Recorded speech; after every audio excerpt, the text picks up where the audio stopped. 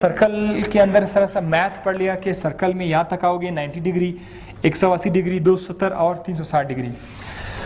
फिर हम लोगों ने यहाँ पर यह भी देखा कि अगर कोई शख्स सर्कल में मूव कर रहा है तो उसका फासला उसके एंगल से ही डिटरमाइन किया जाता है।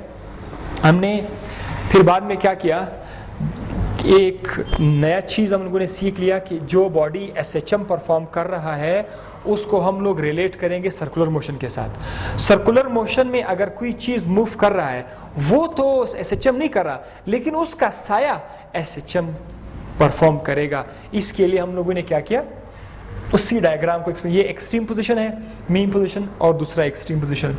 हमने एक सर्कल में पॉइंट P से स्टार्ट लिया। पॉइंट P शुरू में यहाँ पे था, तो पॉइंट P से हम लोगों ने स्टार्ट लिया, पॉइंट P का साया बना लिया। उस साये का नाम हम लोगों ने क्या रखा, N रखा। यहां पर मुख्तलिफ जगहों पर आप लोगों ने, यहां पर आपने उसका साया बनाया, दिस इज कॉल्ड N। ये जो N है, ये सारा प्रोग्राम इसी के हाथ में था। ये N ऊपर की डायरेक्शन की तरफ बढ़ता हुआ आपको नजर आएगा, फिर ऊपर से वापस नीचे की तरफ आता हुआ नजर, यहां पर खत्म हो जाएगा, फिर यहां से उभरता हुआ नजर आएगा ई की तरफ, ई से फिर नीचे होता जाता हुआ ओ की तरफ नजर आएगा।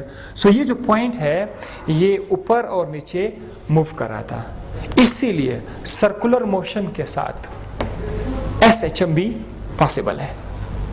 और उसके साथ साथ हम लोगों ने एक और चीज भी सीख लिया, फेज क्या है। फेज उस एंगल का नाम है, थीटा का नाम है, जो पॉइंट N का डिस्प्लेसमेंट भी बताता है और उसका डायरेक्शन भी बताता है। Thank you. वीडियो पॉज करके दोबारा आप लोग